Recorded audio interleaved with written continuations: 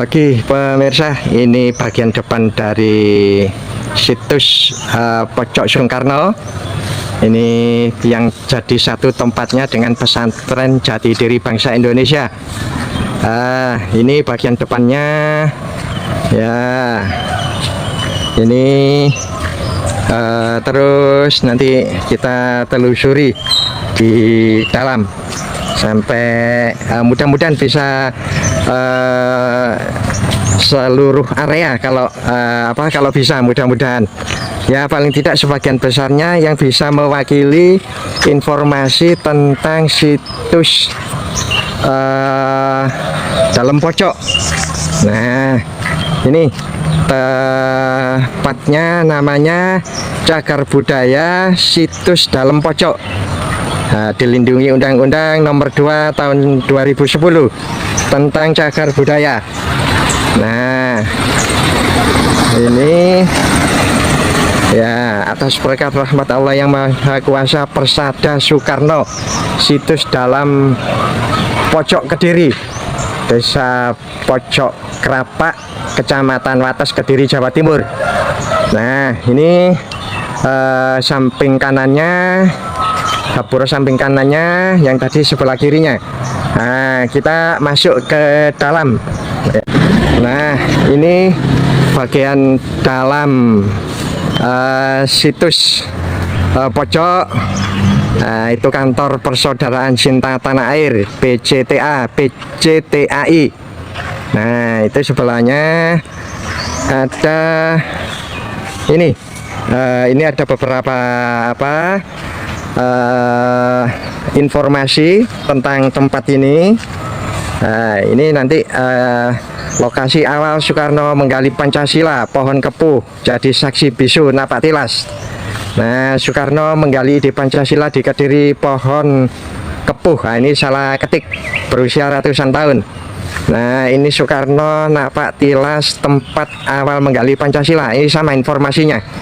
Tasyakur napak tilas tempat awal Soekarno menggali Pancasila, sama ini Pancasilanya ya. Nah, yang ini akte lahir kemerdekaan bangsa Indonesia.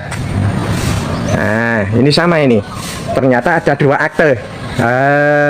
Nanti akan jelas nyambung kepada berikutnya. Nah, ini gedung utama. Ada gamelan, ini tempat pertemuan ya. Ini ada panggungnya. Nah, itu ada kantin, ada berita kalau kita datang mengisi buku tamu. Nah, itu yang di sana tempat Bung Karno dibesarkan.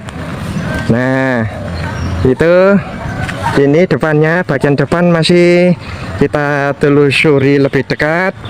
Nah, ini yang di sana dalam pojok, ini pohon. Nanti kita sambung ceritanya. Ini ada mitos atau legenda atau cerita bagaimana ayah Bung Karno ketemu dengan istrinya, yang Ibu Ida dari Bali, Bapak Sukeminya yang dari sini atau dari pojok. Kalau ini rumah bapak angkat Bung Karno. Ini di sana ada masjid. Nah, ini ada bendera merah putih yang ditandai dengan ada 4 tanggal ya. Ini 17 bulan 845 yang dari depan, ini 17/8, ini 413 Hijriah. Kalau yang tadi Masehi, ini Hijriah. Nah, yang ini pembentukan negaranya. Kalau tanggal 17 itu penyataan kemerdekaannya, yang 18 itu berdirinya NKRI, Negara Indonesia ya. Yang ini Hijriahnya. Jadi selisih sehari antara pernyataan merdeka dan berdirinya negara NKRI. Nah, kita lihat depannya. Nah, ini pohon beringin, pohonnya sudah mati. Petilasan Insinyur Soekarno belajar pidato. Di tempat ini dahulu berdiri pohon beringin yang besar. Di bawahnya ada meja kursi untuk duduk. Terkadang Insinyur Soekarno Muda berdiri di tempat ini sambil berteriak-teriak untuk belajar pidato. Nah, guru-guru beliau diantaranya Haji Umar Said Cokro Aminoto, Raden Kartono, dan tokoh-tokoh yang lebih senior daripada Bung Karno. Nah, ini sebagai tanda bahwa ini dulu tempat latihan pidatonya. Itu ada mimbar sebagai simbol pidato gitu ya. Nah, beralih ke yang lain. Ini ada cerita yang menarik yang mungkin tidak banyak orang tahu. Nah, ini ceritanya ini. Nah, petilasan Insinyur Soekarno kecil bermain dan jatuh. Dalam pacok banyak menyimpan kenangan perjalanan hidup Insinyur Soekarno. Mengapa Insinyur Soekarno memakai kopiah miring? Semula hal ini untuk menutupi luka di keningnya akibat terjatuh saat bermain di halaman ini. Nah, untuk menutupi luka jatuhnya itu topinya miring sehingga biar tidak kelihatan lukanya. Ternyata itu menjadi model yang bisa ditiru banyak orang.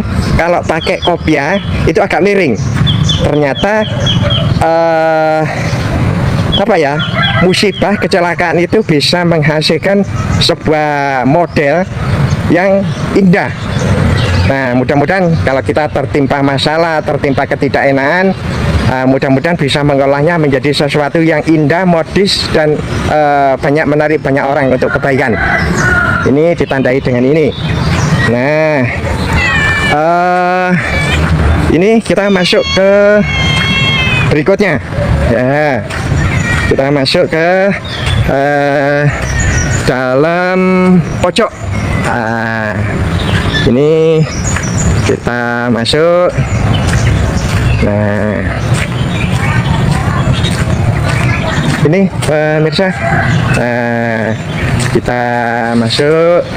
Assalamualaikum warahmatullahi wabarakatuh. Rahayu wahe tempat ini dan seluruh isinya, termasuk peristiwanya, termasuk ilmunya, termasuk hal-hal yang lain yang penuh makna.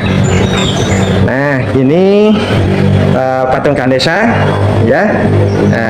Kita ikuti sambil keliling ya, keliling ke tempat ini. Ini acara ini ditemukan oleh pengurus masjid. Beliau itu bermimpi disuruh ke sawah.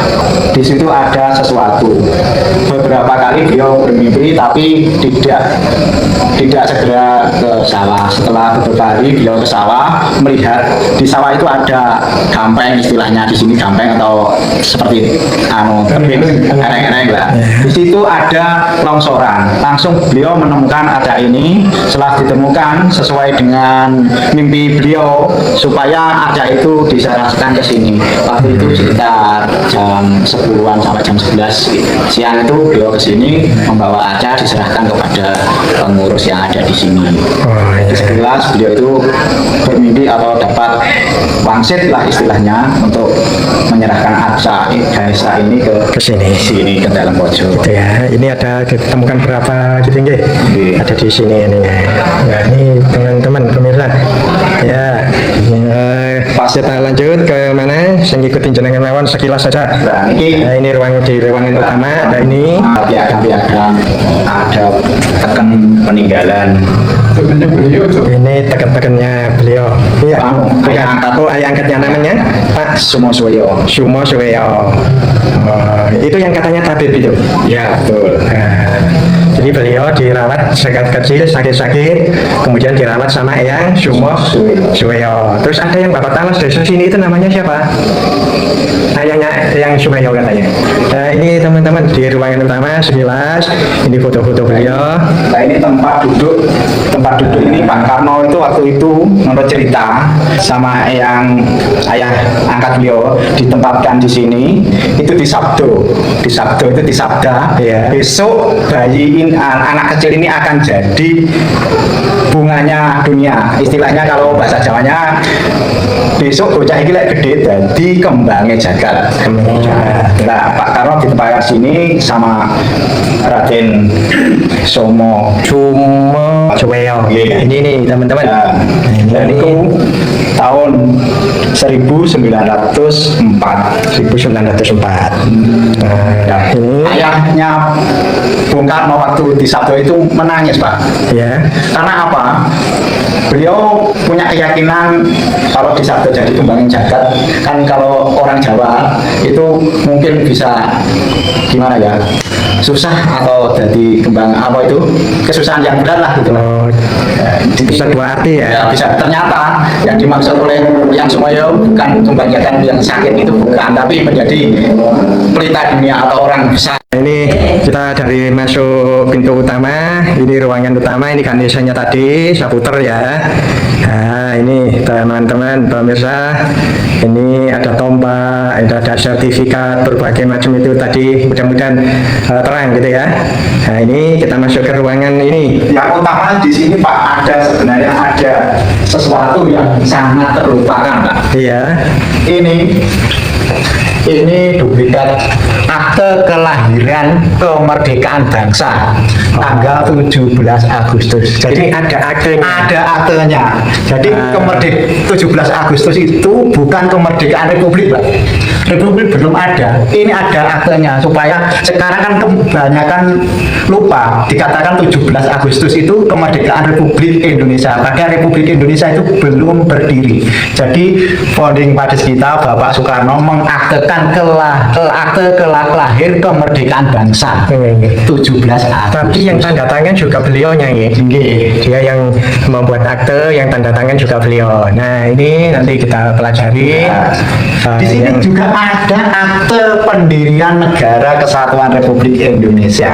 beda pemirsa, akte kelahiran Negara Kesatuan Republik Indonesia Tanggal 18 Agustus. tanggal 18 Agustus. Yang tanda tangannya nggak kelihatan ini ya. Ya nanti ini kita mudah-mudahan bisa dibaca. Nah, ini kalau yang ini akte kelahiran kemerdekaan bangsa Indonesia. Jadi ada dua akte. Enggak apa-apa Pur. Nah, ini nanti coba nanti di yang satu akte Lahirnya negara, Pak. kemerdekaan bangsa Indonesia, yang satu akte lahir Negara Kesatuan Republik Indonesia. Nah ini Akte kemerdekaannya. ini aktenya. Nah ini ada hubungannya dengan presiden-presiden kita. Mengapa beliau-beliau setelah lengser itu beliau-beliau dipermalukan? Itu ada hubungannya dengan ini, Pak. Oh gitu. Karena apa? Ini belum disyukuri. Kita kan selama ini mengatakan kemerdekaan Republik Indonesia 17 Agustus. Padahal itu adalah kemerdekaan bangsa, bukan kemerdekaan republik. Makanya sekarang yang sejahtera itu pemimpin-pemimpinnya, bukan bangsanya. Karena tidak disyukuri, Pak. Oh gitu. Jadi mengapa kan Bapak Soeharto lengser namanya jatuh, Ya. Bapak Habibie juga begitu, Ya. Bapak Gus Dur, Kiai Haji Abdurrahman dilengserkan juga. Mengapa? Itu ada hubungannya dengan ini, Pak. Tidak ada hubungannya Sebab apa? dengan Ini, akte lahir kemerdekaan bangsa pernah sama akte lahir Negara Kesatuan Republik Indonesia. Karena apa? Menurut orang Jawa, Pak, ya ini kan tanggal 17 Agustus itu harinya hari Jumat Legi. Itu menurut aliran kejawen istilahnya itu Satrio Wirang. Jadi Satrio Presiden kita itu satria-satria tapi wirang. Wirang. Karena belum ini tidak disyukuri. Ini disyukuri kemerdekaan Republik. Ya. Kalau ini sudah pas nanti, insya Allah semua presiden yang sudah tidak menjabat lagi namanya akan baik kalau ini ditetapkan 17 Agustus sebagai kemerdekaan bangsa Indonesia, 18 Agustus sebagai hari lahirnya Negara Kesatuan Republik Indonesia. Ini kedua ini harus disyukuri. Selama ini kan kita tidak pernah mensyukuri ya. Iya. Nah, 18 Agustus itu menurut orang Jawa itu harinya Sabtu Pahing, waktunya Satrio Wibowo. Satria yang berwibawa. Kalau cuma lagi Satrio Wirang, artinya satria yang punya ciri atau yang wirang itu istilahnya malu gitu, dipermalukan. Jadi ini bukan bahasa pemirsa, ini filosofi itu agaman atau pedoman. Nah, tinggal pemirsa boleh percaya atau boleh tidak. Monggo silakan ya. Nah, mudah-mudahan ini nanti jadi maksudnya itu yang diperingati itu dua-duanya diperingati, makanya di dalam pojok ini 17 Agustus itu diperingati hari kemerdekaan bangsa, juga mengadakan upacara. 18 Agustus juga diperingati dan upacara yaitu syukuran kelahiran Negara Kesatuan Republik Indonesia. Jadi dua-duanya disyukuri. Mestinya dua-duanya ya. Dua-duanya disyukuri. Ya, mudah-mudahan ini nanti bisa dipelajari oleh para pemimpin bangsa. Juga, Pak, ini juga sudah diajukan ke MK. Hakim MK itu juga bercerita. Kemana coba Pak? Ya, yang baru ini Pak. Yang baru ini ya. Itu tapi kalah Pak di MK. Tidak kalahnya bukan keputusannya tidak berani memutuskan. Jadi masalah syukur, masalah frase kata-kata kemerdekaan Republik Indonesia, 17 kemerdekaan Republik Indonesia itu harus dihapus, diganti kemerdekaan bangsa. 18 Agustus itu hari lahirnya Negara Kesatuan. Jadi ini ingin meluruskan sejarah Pak. Jadi anak-anak kita jangan mengatakan bahwa 17 Agustus itu kemerdekaan Republik. Sebab apa? Republik belum berdiri Pak. Berdirinya tanggal 18. Tanggal 18. Hakim MK juga mengakui, tapi tidak berani menetapkan. Ada apa? Karena ada kekuatan besar Pak. Menurut Anda, kalau ini sudah tata, maka rakyat Indonesia insya Allah akan makmur, pemimpinnya juga akan Jadi ada kaitannya sama politis ya. Kalau ditetapkan, karena negara rakyatnya yang makmur itu bisa tidak dijajah oleh bangsanya. Jadi itu. Karena dulu bilang perjuangan saya tidak berat karena melawan bangsa asing, perjuanganmu lebih berat karena melawan bangsamu sendiri. Itu maksudnya. Jadi bukan kita mengadakan revolusi, bukan Pak. Ini penetapan. Cuman ini bisa nyangkut ke agama dan kepercayaan, bisa nyangkut politis, bisa nyangkut macam-macam ya. Macam-macam ya. Jadi sebenarnya founding father kita itu sudah mengingatkan, makanya dibuat akte. Kemarin waktu saya latihan bukan latihan sih, di tempat pidatonya itu, nah, beliaunya rawuh yang mengatakan kalau aku berjuang untuk mengharumkan negara, jadi bersaing dengan negara-negara yang lain itu salah satu wujud kemakmuran. Tapi yang sekarang ini kemerdekaan untuk golongan, untuk pribadi, tidak untuk bangsa. Nah, kemarin kemasukan saya, baru yang ngomong bukan saya. Videonya terhapus sudah. Cuman ya orang boleh percaya boleh tidak. Sama Pak Kus sudah disoketkan Pak. Ini apa masalah kedudukan tanggal 17 sama 18 Agustus itu sudah saya didahulukan oleh beliau Syekh Mukhtarul Al-Mujaddad Al-Mufti. Terus sama Pak Kus itu ya ahli waris ini Pak Kus itu yang ketuanya di sini itu juga sudah disoketkan ke Pertapa, ke Pandita, semuanya juga bilang begitu. Termasuk yang saya jelaskan tadi kepada orang Kejawen masalah tangganya. Jadi sudah dikonsultasikan, tasihkan, untuk minta pertimbangan restunya benar tidaknya gitu ya. Cukup. Kalau kita orang Islam bisa sholat istikharah Pak. minta petunjuk apakah betul seperti ini. Ya, ya. Ya, Ini masa mudah-mudahan pendudukan ya. ya mudah-mudahan lambat laun Lambat bangsa laun, Indonesia bisa mencapai tujuan oleh pendiri-pendirinya, Ya, amin, founding amin, fathernya, mudah-mudahan. Oke, Pak Pur. Nah, berlanjut Pak Pur. Wah, ini filosofinya ini dalam yang sekali paling nih. penting Pak, ini yang paling penting di kamar ini Pak. Nah, ini ada ini cerita tentang di kamar ini. Ya. Seorang bayi Kusno diganti dengan nama Soekarno di sini Pak. Di sini. Itu umur berapa Pak Pur? Kira-kira umur 3 tahun Pak. Umur 3 tahun. Karena sakit-sakitan orang Jawa itu kan Ya, namanya nggak cocok. Atau apa itu?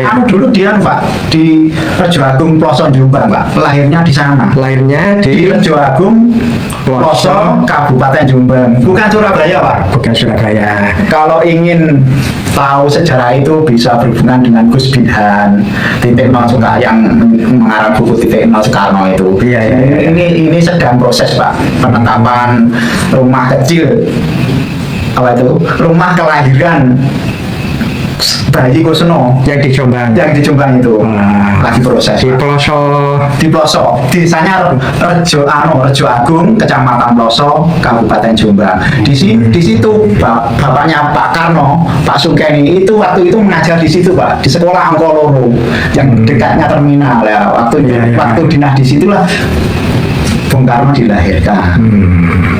Ini yang punya ini, yang bapak angkatnya ini. Ya, Ini pemirsa yang merawat yang mengganti bayi Kusno menjadi Kusno menjadi Soekarno. Dari Raden Mas Mendung Pak.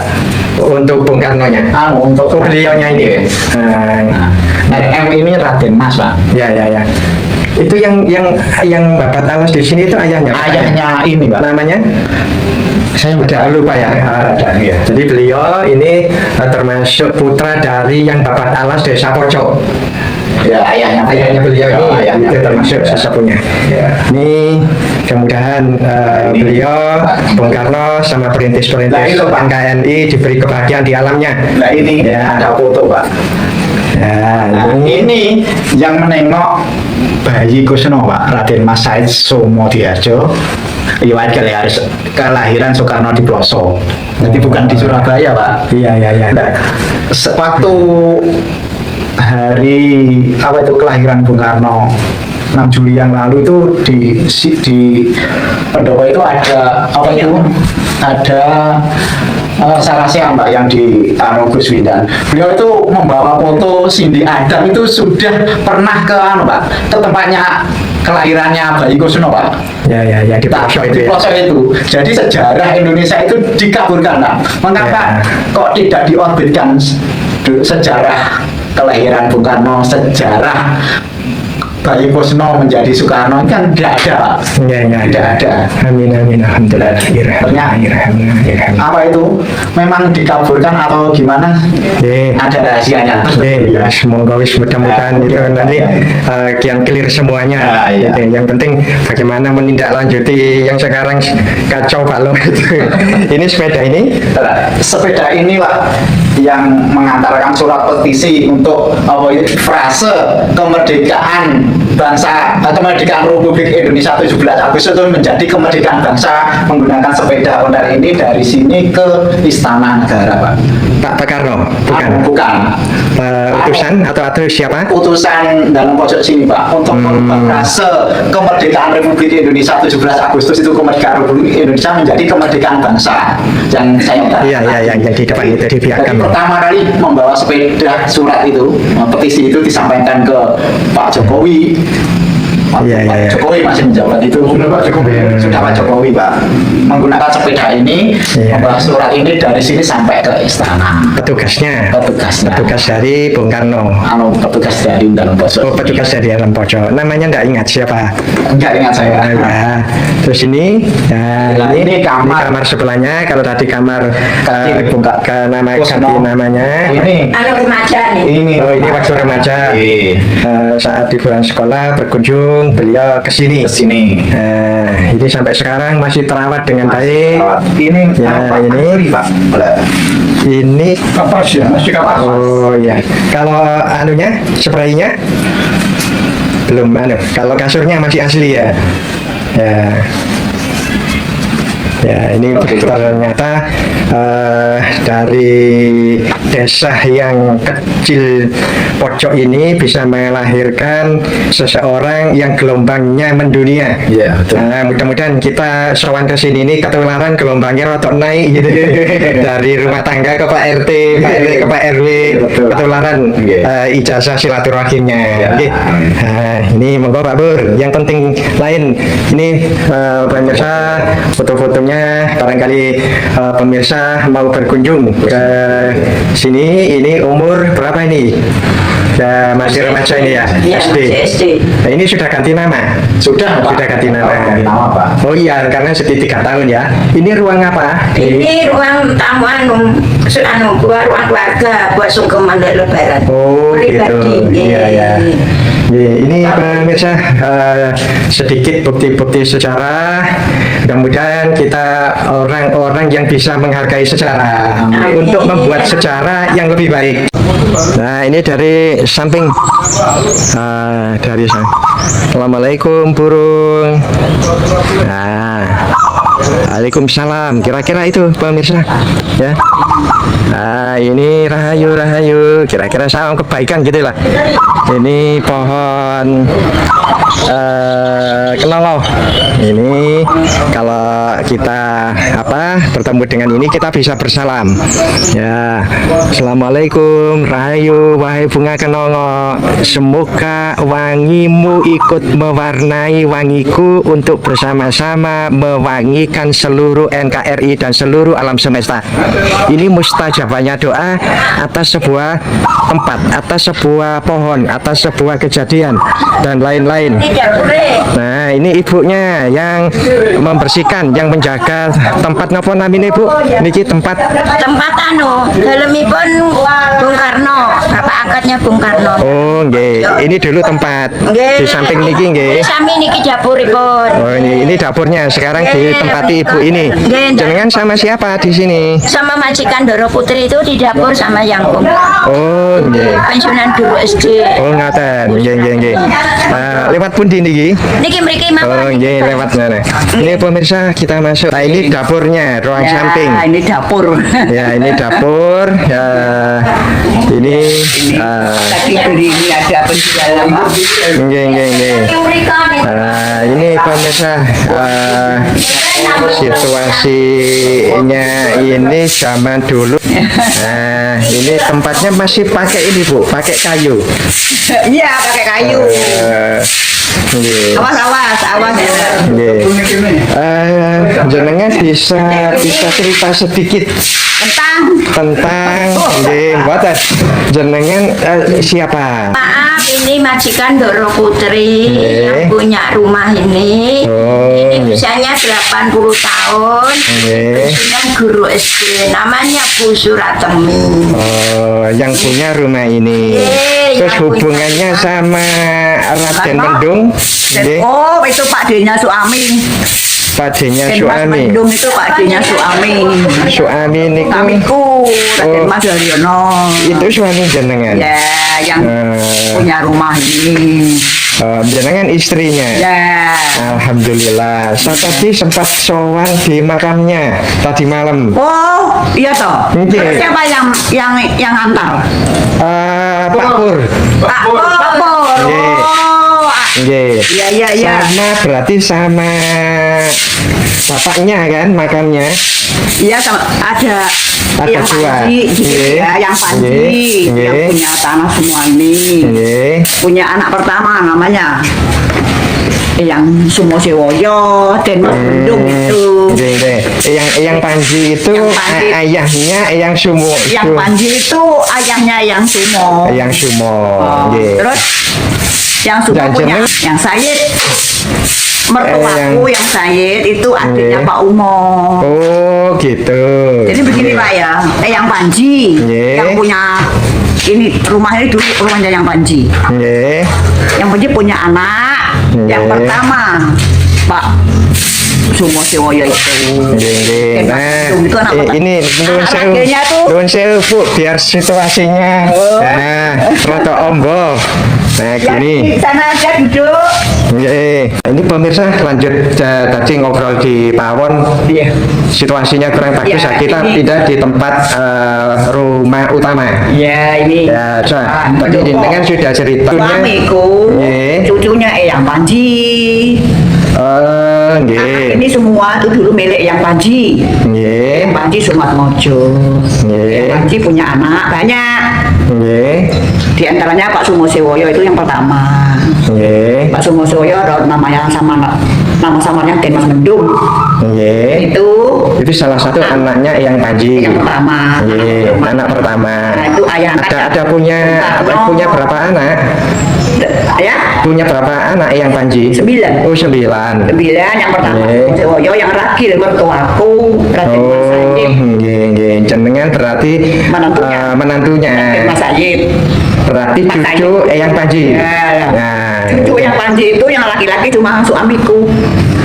oh, iya, iya. Jadi anak 9 itu yang punya anak laki-laki cuma yang Sayid. Itu. Tuh, jadi ibaratnya di sini ini anu. Apa keturunan lanang dulu? Nggih, pacar lanang. Ya. Ya itu Mirsa sekarang ibu yang mengelola Iya. ini. Ya, saya yang mengelola anak-anak saya. Nggih, artinya jenengan sama keluarga nggih. Ya. Anak turun dari Eyang Panji. Termasuk jadi yang berarti Sayid. anak turun dari Eyang Sumoyo Raden Mas Mendung. Ya, Ya, itu Mas Mendung itu punya adik Raden Mas Sayid, kepala rumah tangga kepresidenan Jogja. dulu. Oh ya, waktu Bung Karno jadi presiden. Nggih. Kan Bung Karno kesini mengambil Pak Sayid dan punya anak satu suamiku itu. Nggih. Ibunya meninggal. Nggih. Ibunya suamiku meninggal masih kecil. Bung Karno kesini. Terus Pak Sayid punya anak satu itu oleh Bung Karno dibawa ke Istana Jogja. Bapak menjadi kepala rumah tangga kepresidenan, jadi penasehat di dalam. Tuannya menjadi kepala rumah tangga kepresidenan di Jogja. Waktu itu ibu kotanya masih di Jogja ya. Ya, Karena itu. kondisi darurat. Darurat ya. Nggih. Apa agresi? Agresi. Ya, itu suamiku masih kecil, Nggih. ibunya sudah tidak ada. Iya, Yang iya, iya. suamiku dari rumah sini itu 2 orang. Karena suamiku kan masih kecil, perlu ngomong gitu. Ya, Yang ngomong itu satu Mas Misanan, namanya Nggih. Widianto. Yang kedua namanya keponakan perempuan namanya Sunarti, ngomong suamiku tuh di Jogja. Nggih. Itu Sampai tahun sampai tahun 50 apa tahun berapa itu? ketika pindah lagi ke ibu kota Jakarta. Bapak tidak mau. Oh, bapak tidak mau. Bapak mertua tidak mau. Iya, iya, iya. Diri. Nggih. Tapi sering dipanggil. Nggih. Ada keperluan apa-apa. Jadi penasehat tidak langsung ngeten nggih. Iya, iya. Nggih. Penasehat. Itu Ya, Pak, pemirsa, itu. jadi nanti kita sambung dengan cerita yang macam-macam. Mudah-mudahan silaturahim kami ke tempat ini bisa memberikan sedikit informasi tentang sejarah Bung Karno ketika masih kecil sampai Presiden. presiden. Itu salah satunya berawal dari rumah pojok. Gini Pak, sebetulnya terus dulu tuh seperti rahasia keluarga. Ngoten nggih. Cerita-cerita. Oh gitu nggih. Jadi mertua tuh pesen sama suamiku rasa dicerita-cerita. Iya, Tapi iya, malah iya. sama anakku malah dibukukan. Oh, ada bukunya Ada nggih, nggih, nggih. buku jilid 1, jilid 2, jilid 3. Sekarang yang menjadi Anak saya kecil. ketua pengelola Ya ada pengelola sini. yang dominan yang menulis Iya. buku tentang situs pojok. Iya. Nah ini orangnya Dapat penghargaan. dapat penghargaan nih. Ya, ini Mengajar polisi Pak. Ya. Anaknya kecil. yang ngajar karakter building. Nah, sekarang ada di Jakarta. Dari ruang depan, halaman depan situs pojok Soekarno, kita masuk ke pintu gerbang ke pondok ini. Atas berkat rahmat Allah yang Maha Kuasa, Pusat Pendidikan Rasa Wawasan Karsa Kebangsaan Indonesia Raya, Pesantren Jati Diri Bangsa Indonesia, Merajut Perdamaian Nusantara. Mudah-mudahan yang menjadi cita-cita atas pendirian pesantren ini yang memberikan kerahmatan bagi NKRI, termasuk andil terhadap kerahmatan bagi seluruh alam. Nah, di belakang sana ada beberapa tempat-tempat yang bersejarah dengan Bung Karno dan Indonesia tentunya. Nah, kita pindah lagi. Yang ini teman-teman pemirsa, ini tempat bagian belakang situs Pojok Soekarno yang ada di Kecamatan Wates, Kediri. Nah, ini yang bagian belakangnya. Di sini, seputar sini dulu ada semacam gua kecil gitu, ada gundukan tanah yang kemudian ada kayak lubang yang tempat semedi atau bertapanya Bung Karno. Nah, kemudian setelah itu beliau sering merenung di ini pohon kepuh. Dari proses ya orang mengatakan bertapa atau bersemedi, kemudian merenung, beliau dapat ilham tentang Pancasila. Nah, ini pohon kepuh Soekarno, petilasan Soekarno muda merenung dan menggali Pancasila. Pohon kepuh ini adalah saksi bisu tempat Soekarno muda sering merenung dan berpikir mendalam. Tempat awal Soekarno muda menggali Pancasila tahun 1918. Nah, fungsi daripada merenung dan berpikir bisa menghasilkan sebuah kemaslahatan yang itu bisa untuk orang banyak, untuk semesta. Nah, ini terus di bawahnya ini, kalau di belakangnya pohon ini, nah ini terkenal dengan tempat dulu Bung Karno mandi. Ini di belakang situs pojok ini ada sungai ya, yang dulu katanya tempat mandinya Bung Karno. Nah, ini sekarang ditata ada pembangunan pondok kebangsaan. Nah, nanti akan disambung pada informasi lainnya. Pada tempat-tempat semacam ini orang boleh percaya atau tidak bahwa apa yang dilakukan oleh orang-orang yang mulia, hamba-hamba yang mulia, itu mempunyai gelombang tarian ya, itu yang lebih kuat daripada tempat-tempat biasa ya, semacam wifi gitulah. Nah, ini terlepas dari orang percaya atau tidak, karena metafisika, hal-hal gaib termasuk ilmu itu yang belum ditemukan itu juga gaib. Nah, ini salah satu kenapa saya suka berziarah, bersilaturahim pada tempat-tempat yang dulu pernah disinggahi, dilakukan sekolah di alam semesta, karena memberikan vibrasi gelombang yang bisa wifi-nya itu gelombangnya lebih banter gitulah kira-kira. Nah, mudah-mudahan kita bisa menghargai tempat-tempat yang memang dulu dijadikan tempat-tempat untuk menggali kebaikan. Apakah itu kitab suci, apakah itu ilham, ilmu, obat, dan lain-lain. Maka insya Allah kita juga akan tertular. Walaupun tidak menutup kemungkinan bahwa kita nanti terkonek pada satu tempat yang itu belum juga dimiliki oleh para leluhur. Itu dimungkinkan. Oleh karena itu, Ini sudah lama tidak muncul filsuf gitu ya, dari era Aristoteles, Plato dan sebagainya. Demikian juga para imam, para mazhab. Ini kayaknya di era-era sekarang ini tidak muncul-muncul. Kenapa sehebat itu? Nah, dengan coba kita belajar pada apa yang pernah dilakukan oleh hamba-hamba yang mulia, kita mudah-mudahan kecipratan, ya walaupun sedikit, 2,5%, 1% ilmu kita memperoleh atas keberkahan silaturahim ke tempat ini. Itu pemirsa, kita lanjut lagi berikutnya. Dari sisi Ini kalau dari dekat, nah ini atas berkat rahmat Allah yang Maha Kuasa, Pusat Pendidikan Rasa Wawasan Karsa Kebangsaan Indonesia Raya, Pesantren Jati Diri Bangsa Indonesia, Perajut Perdamaian Nusantara, diresmikan oleh Panglima Tentara Nasional Indonesia Bapak Yudo Margono SEMM, Laksamana TNI.